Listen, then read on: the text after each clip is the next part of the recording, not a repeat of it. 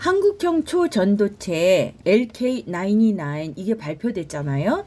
그래서 지금 전 세계적으로 검증을 하고 막 난리가 났어요. 그렇죠. 이게 왜 그렇게 난리가 났는지, 그러면 이게 아직도 사실이냐 아니냐, 이거에서 학계에서는 조금 더 검증을 해봐야 된다. 기존의 그 논리를 따르지 않기 때문에 이게 좀 굉장히 회의적이다, 이런 반응이 있는 것 같아요. 이것도 지난번에 아무튼 체크를 해본 결과 보니까 처음에는 저 거의 99% 거짓말이 아니냐라고 생각을 했는데 내 논문을 보고 나니까 그래도 한 반반 정도로 올라갔어요. 왜 학교에서 좀 부정적으로 보는가 하면 자기들 뭐 전부 다 지금까지 그렇게 열심히 했는데 다 그 실패했거든요. 그래, 이게 불가능할 거라고 다들 생각을 그렇죠. 했기 때문에 이게 이렇게 쉽게 발표가 될 수 없는데 이거 거짓이지, 이렇게 생각하는 것 그러니까 같아요. 그 어디서 듣도 보도 못한 사람들이 갑자기 이거 만들었다고 하니까 아마 꼭 듣도 보도 못한 사람들은 아닌 것 같은데. 아니 그 예. 학계에서는 그쪽 분야에 있는 사람들 입장에서는 이 사람들 한 생소한 사람이거든요. 그렇기 때문에 뭐 왜냐하면 그쪽이 계속 연구를 했고 되게 유명한 그 계속 논문을 발표하고 유명했다면 상당히 저기 있는데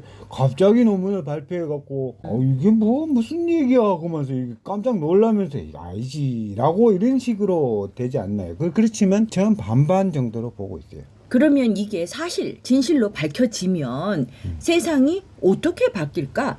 LK99이 기존의 초전도체 물질을 사용하는 상황, 즉 굉장히 저온이라든가 고압이라든가 이런 상황에서 가능했는데 어느 정도는, 그죠? 그런데 이게 상온, 일반적인 온도, 네, 그렇죠. 그다음에 상압, 네, 일반적인 그러니까 압력, 우리가 살고 있는 여기에서 초전도체 물질로 발명이 됐다면 이건 정말 어마어마한 거라고 하는데, 실질적으로 어떤 생활에, 우리의 어떤 생활에 영향을 미치게 될까요? 아까도 얘기했듯이 많은 부분에 우리 일상적으로 사용하는 대부분의 기기에 영향을 미치게 되는 것 같아요. 아까도 얘기했듯이 전기나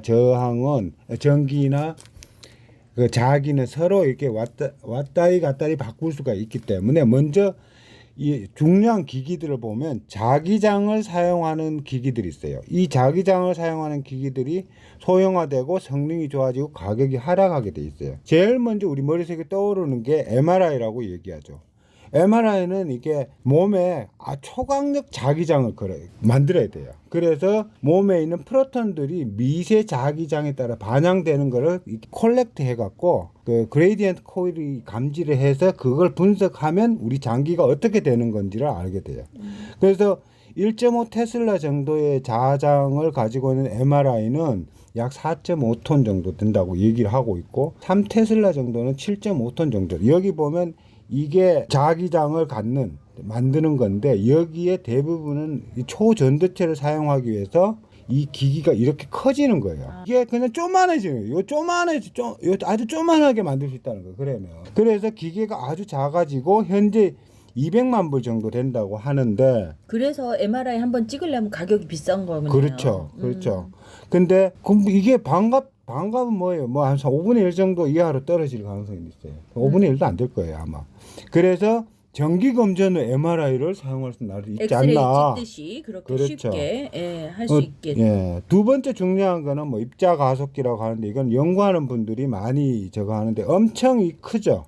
이 큰 거의 대부분은 뭔가 하면 초전도체를 만들기 위해서 이게 이렇게 커진 거예요.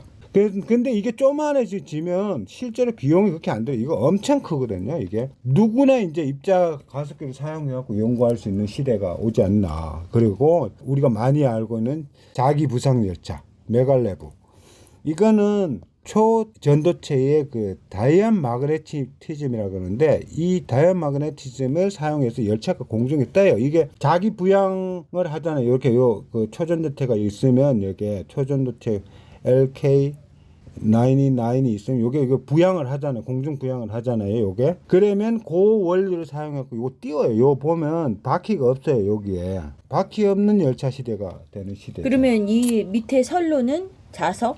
선로는 보통은 전기를 가하면 이게 자석이 되고 전기를 안 가하면 그냥 스탑이 되죠. 그래서 전기를 예, 보내면 그렇죠, 뜨고 그렇죠. 전기를 보통은 그렇게 컷하면 예.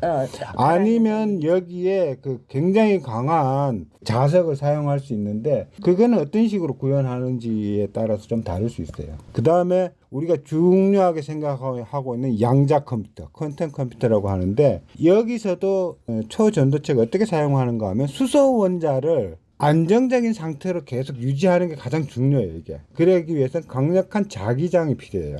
이 자기장을 만드는데 지금 초전도체를 쓰고 있거든요. 현재도 이 초전도체를 쓰기 위해서 이 기기가 굉장히 커지고 이게 기기가 굉장히 크고 비용이 많이 들어요. 그래서 이게 그 초전도체가 되면 이 기기도 작아질 뿐더러 비용도 많이 적게 들죠. 그래 되면 각 연구기관별이 양자 컴퓨터를 사용할 수 있다면 어떤 문제가 있는가 하면 뭐 GPT 사용하는데 요새는 뭐 1년씩 걸리고 2년씩 걸리고 뭐 이렇게 하는데 웬만한 거는 막 며칠 내에서도 이게 만들 수 있거든요. GPT 이후에 그 AI는 뭔가 하면 AGI라고 해요. 일반 지능을 갖는 AGI라고 하는데 Artificial General Intelligence라고 해요. 이게 그 사람들은 뭐 하나 이런 문제가 생겨죠. AGI가 되면 실질적으로 사람들이 할 수 있는 판단하고 모든 창의적이 할 수 있는 대부분의 거의 지금 챗 GPT 3.5에서 4.0으로 넘어가면서 그 차이를 좀 검증을 좀 해봤는데 차이가 많이 나요. 4.0이 훨씬 잘해요. 그럼에도 불구하고 그거는 AI의 라지 랭귀지 모델이라고 해요. 이 라지 랭귀지 모델은 언어 모델이기 때문에 우리가 생각하는 이쪽으로 넘어가는 데는 상당한 시간이 있지 않을까. AGI로 넘어가는데 상당히 시간이 있지 않을까. 그 모형 자체가 조금 변해야 되지 않을까라고 지금 생각을 하고 있어요. 그 다음에 우리가 꿈의 원자로라고 하고 있는 핵융합, 퓨전 원자로인데 이거는 이중수소하고 삼중수소를 완전히 충돌시켜요. 이렇게 완전히 이렇게 충돌시키면 여기서 쾅 하고 서로 때리게 만들면 뭐가 헬리움이 나와요. 수소에서 헬리움이 나오고 여기에 질량이 줄어드는데 그게 에너지로 발생을 해요. 이게 이제 태양에서 퓨전이 일어나기 때문에 우리가 이걸 보고 인공태양이라고 얘기를 해요. 그런데 이거를 핵융합을 만들기 위해서 여기에 플라즈마가 있는데 여기에 굉장히 큰 자장을 걸어줘요. 그래갖고 그 토카막을 가둬야 돼요. 플라즈마를 가두기 위해서 토카막을 만드는데 이게 자기장을 사용을 해요. 핵융합 원자로가 엄청 큰데 이거를 초전도체가 자기장으로 토카막을 만들어서 인공태양을 갖는 그런 시대가 되지 않나. 그래 되면 전기값이 아주 싸질 수 있고 또 하나 중요한 건 한국이 상당히 앞서 있다고 얘기를 하는 것 같아요. 핵융합 발전기에 대해서. 그렇죠. 핵융합 발전이 그 기술이 상당히 발전해 있다고 얘기를 하는 것 같아요. 전기하고 자기를 이렇게 변환하는 기기가 소형화되고 가격이 하락할 텐데 초전도 자기 에너지 저장 장치라고 있어요. SMES라고 있는데 자기장으로 전류 루프를 만들어, 커런트 루프를 만들어. 여기서 커런트 루프를 만들어요. 전기를 저장했다가 그 다음에 다시 뽑아 쓰고 하는데 여기 보면 지금 현재는 이 헬륨이나 나이트로젠을 갖고 이게 이 액체 질소나 액체 헬륨을 가지고 초전도체를 만드는 거거든요. 이거 초전도체. 그럼 이게 필요가 없는 거예요, 이게. 초전도체가 이게 자체가 있기 때문에 이게 그 액체 질소나 액체 헬륨이 필요한 이유는 이거를 초전도체로 만들기 위한 건데 이 자체가 초전도체이기 때문에 이게 필요가 없죠. 그러면 이게 굉장히 소형화가 될 수 있고 일반화될 수 있다. 이건 기본적으로는 거대한 축전기, 캐패시터라고 하는데 이 축전기하고 같은 역할을 해요. 그래서 이거는 굉장히 빠른 시간 내에 충전하고 방전이 가능해요. 그러니까 지금 현재는 이렇게 보니 굉장히 크거든요. 근데 이것도 조만한 시대로 오지 않을까. 그 다음에 아까 얘기했듯이 강력한 모터, 이게 전기 모터, 전기차 이게 테슬라 모터 같은 게 이렇게 큰 게 있는데 이거 굉장히 크죠. 이거 바퀴하고 보면 이게 주먹만한 크기로 요거 한 요만한 크기로 모터를 만드는데 이거보다가 더 큰 굉장히 큰 힘을 내는 수 있지 않나. 그러면 자동차를 굴리는데 어쨌든 비용이 굉장히 그렇죠. 적게 든다는 그렇죠. 거고 그렇죠. 멀리까지 갈 수 있는 그렇죠. 거고 뭐 그렇죠. 충전이라든가 이런 거 그렇죠. 전혀 뭐 거의 뭐 걱정할 일이 별로 없다는. 꼽아서 한 5분만 있으면 다 충전하고 뭐 핸드폰 그렇게 충전하듯이 그렇죠, 그렇게 된다는 그렇죠. 거죠. 예, 굉장히 빨리죠. 이거는 강력한 발전기를 만드는데 이거 지금 보면 이게 전기 터빈 발전기거든요. 정말 커요 이거. 그런데 이게 저걸 사용하면 엄청난 크기 발전기 초소형으로 만들 수 있어요. 이거도 거의 뭐 한 10분의 1 정도로 이렇게 작게 만들면 획기적으로 비용을 줄일 수 있죠. 그 세상을 변화시키는 초전도체는 우리가 지금 현재 경험하지 못한 세상을 만들어주지 않을까, 미래를 만들어주지 않을까. 정말 성공하기를 한번 기대를 해보는 거죠. 그게 사실일까?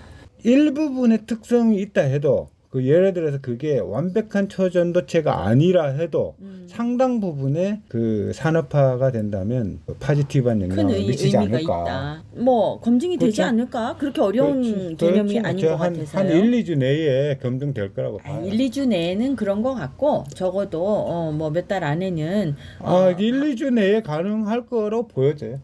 그게. 그래 한번 봅시다. 예. 네.